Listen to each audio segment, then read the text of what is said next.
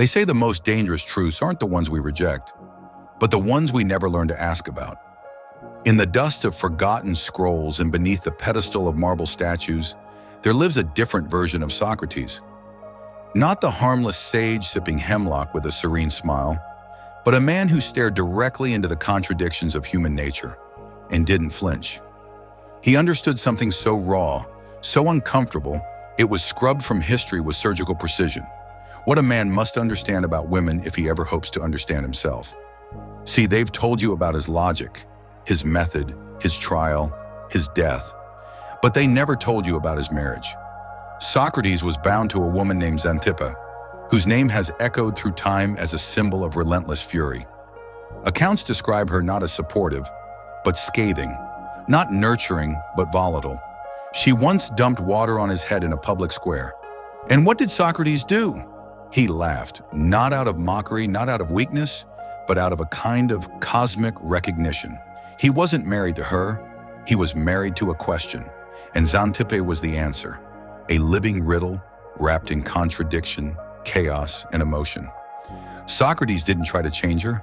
He didn't argue. He didn't plead. He watched. He understood that to comprehend life, you must first confront its chaos. And there is no force more chaotic, more layered, more misunderstood than the feminine. He saw something most men miss, that a woman's words can oppose her actions, and her heart can long for what her lips condemn. That love, true, ancient, instinctual love, is not born from comfort, but from tension. And in that storm, Socrates found his calling, not to fix, not to flee, but to transform. He once said, "By all means, marry. If you get a good wife, you'll be happy. If you get a bad one, you'll become a philosopher." But that wasn't sarcasm, that was alchemy. Because when a man walks through the contradictions of love and remains standing, when he's tested by emotional fire and doesn't lose his center, he doesn't just survive, he evolves. In every eye roll, in every silence, in every emotional wave that rises without warning, there is a mirror. And in that mirror, a man discovers whether his sense of self is real or just a costume sewn from validation. This script, this world, has taught men to shrink themselves, to become agreeable, explainable, softer, nicer. But Socrates knew, if you betray your nature to be loved, you may be embraced but never respected. And without respect, love becomes an illusion. So before we go deeper, ask yourself, are you the man who listens only to what she says? Or are you ready to see what she responds to? Because Socrates didn't survive Xanthippe. He was forged by her, and what he became afterward terrified the world.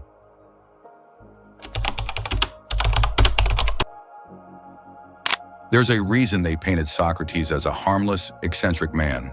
Because the alternative, that he understood the raw, untamable forces within women, was far too dangerous to teach. Not because women are evil, but because truth, in its purest form, burns away illusions. And illusions are the foundation of social control.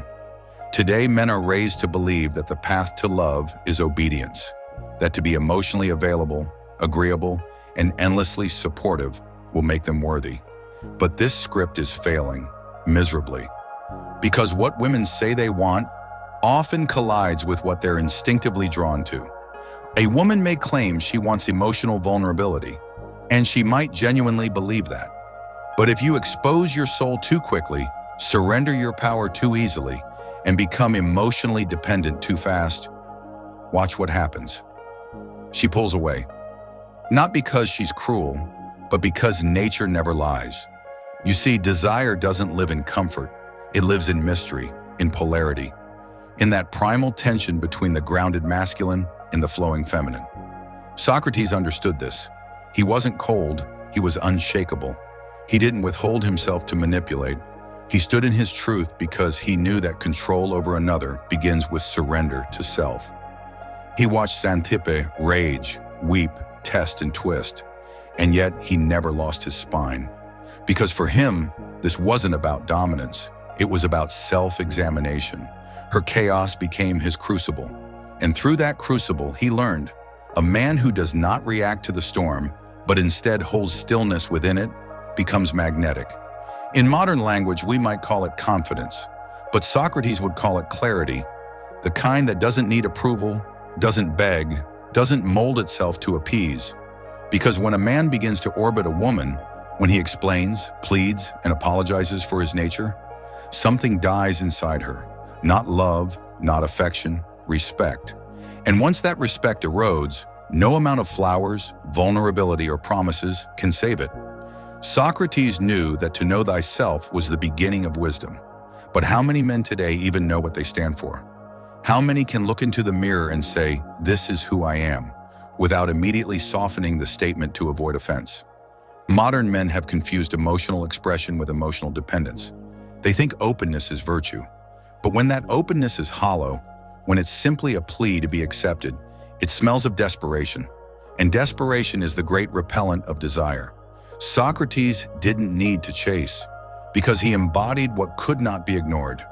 His detachment wasn't apathy, it was power. A man who doesn't flinch when tested becomes unforgettable. And every woman, whether she admits it or not, feels a gravitational pull toward that centeredness. This isn't manipulation, it's truth. Biological, psychological, eternal. Socrates wasn't studying just women. He was studying the soul under pressure, and there's no pressure more revealing than the tension between man and woman. The feminine will test you, not to destroy, but to measure. To ask, is there something inside you that won't fold? If there is, she may not always understand it. She may even fight it, but deep down, she'll trust it. Let's speak plainly. Most men are doing exactly what they were told, and it's destroying them. They're kind. They're communicative. They listen. They validate. They become the emotional sponge for her pain, her past, her storms. And in return, they're forgotten, replaced, left reading old texts like they're scripture, searching for the moment it all went wrong. But it didn't go wrong in a moment. It went wrong the second he believed he had to become less of himself to be loved. Socrates would have smiled, not out of mockery but recognition, because he saw this pattern long before it had a name. The tragedy of the nice guy isn't that he's too good. It's that his goodness comes at the cost of his essence. He erases himself one compromise at a time, not out of malice but out of fear, the fear of being too much. So he shrinks, he softens, he molds himself into the man she said she wanted. And the more he becomes that man, the less she sees him at all. Why? Because true desire doesn't bloom from comfort. It blooms from friction. A man without boundaries is not safe. He's absent. A man who agrees to everything, who never says no, who offers his whole self without her having to earn it, isn't generous. He's invisible. You see, we've built a culture where masculine strength has been recast as toxic. Assertiveness, oppression, leadership, control, stoicism, emotional unavailability. So men neuter themselves for approval, hoping that maybe being harmless will finally make them worthy. But Socrates knew better. He didn't try to be less threatening. He became unmovable. Because true masculinity isn't loud. It's not forceful. It's not performative. It's presence. It's the weight of a man who doesn't flinch when she tests him, who doesn't need to defend his soul, who doesn't fear silence. And ironically, it's that silence that speaks the loudest. Because in a world of men shouting their worth, the one who doesn't need to becomes unforgettable. It's not about playing hard to get. It's about being whole before she enters your world. Socrates saw it in Xanthippe. He lived the chaos, and yet it never broke him. Because he wasn't performing for her. He was becoming something deeper, someone forged in fire. He knew that a woman doesn't want to be the sun around which you orbit. She wants to meet a man with his own gravity. And if you collapse into her, if you abandon your edge, your code, your mission to win her heart, you don't win it. You dissolve inside her expectations. And eventually she'll mourn the man she thought you were, the one who used to challenge her to rise.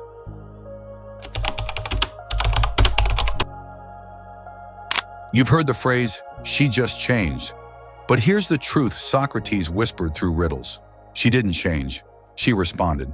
There is a biological truth embedded into the feminine psyche, a ruthless instinct, not to hurt, but to test, to measure. Not your looks, not your money, your core. And when that core begins to bend, when you trade boldness for acceptance, leadership for accommodation, stillness for anxiety, her body responds before her brain even understands why. She doesn't leave because she's evil. She leaves because your presence lost gravity. Let that sink in.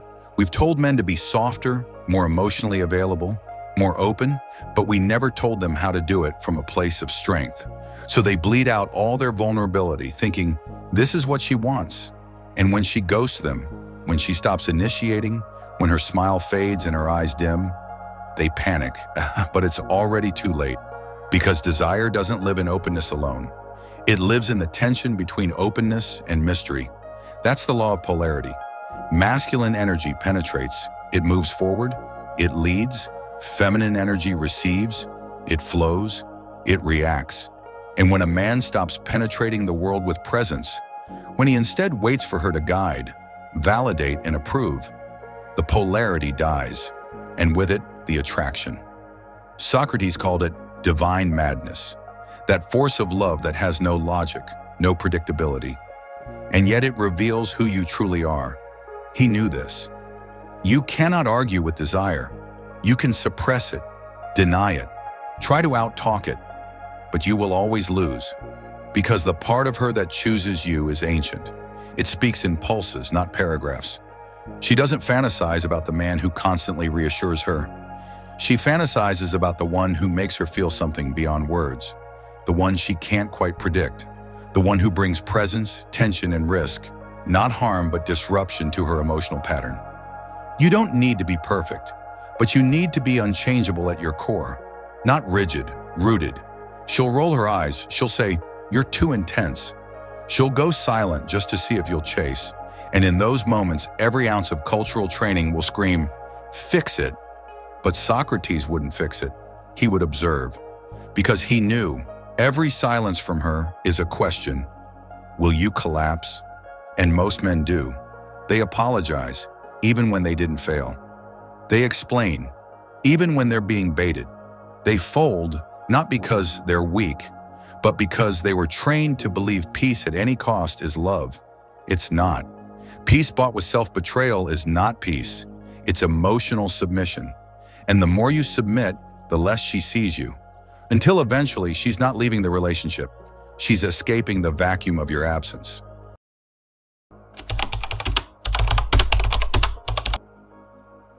Let's confront the quiet agony. You did everything right. You were there when she cried. You remembered the little things. You opened your heart even when it trembled. She told you, "I've never felt this way before." She held your face and said, "Don't ever leave." But then she vanished, not slowly, not with closure, like you never mattered, like you were forgettable. You see her now, laughing, glowing in someone else's orbit. And you're left behind wondering, was any of it real? But here's the burn Socrates would have delivered with brutal tenderness. It wasn't that you weren't good enough. It's that you were too known, too safe, too available, too seen too soon. Desire is born in the unknown, in contrast, in mystery, in the gravity of a man who holds something back, not out of strategy, but because he has something greater anchoring him. You didn't lose her because you gave too little. You lost her because you gave too much too quickly, and it collapsed the very tension her soul was begging to feel. There's a reason women remember the men who never begged, never chased, never bent over backwards. Not because those men were cruel, but because they had a spine beneath the softness. They were kind, but not at the cost of truth. They were emotionally present, but not emotionally dependent. They could walk away and mean it. That's what lives in her memory. That's what pierces through time. Not charm, not poems, not perfect date nights, but edge, presence, depth. She doesn't want to complete you. She wants to meet you at your edge. But if your edge has eroded, if you became so agreeable, so digestible, so easy to love that there was nothing left to chase, then you didn't lose her. You faded. Socrates knew this. He didn't teach from a pedestal. He taught from the fire of lived contradiction. He never sought validation from Xanthippe. And still she stayed. Not because he made her feel safe in the modern sense, but because she felt something unchangeable in him. He was anchored to a purpose she couldn't control, and that terrified her, but it also magnetized her. Here's the paradox. The man who doesn't need her is the one she needs the most. Because in a world of men trying to be chosen, the one who chooses himself first becomes rare. Not arrogant, not detached, but sovereign. She respects that man, even if she resists him. And if she doesn't respect you, no amount of love will ever feel enough. Socrates would have told you this. If she left, it wasn't betrayal, it was feedback. And if you listen, truly listen, you'll hear the echo not of heartbreak, but of invitation. To return, to rebuild, to reclaim the part of you she couldn't feel anymore.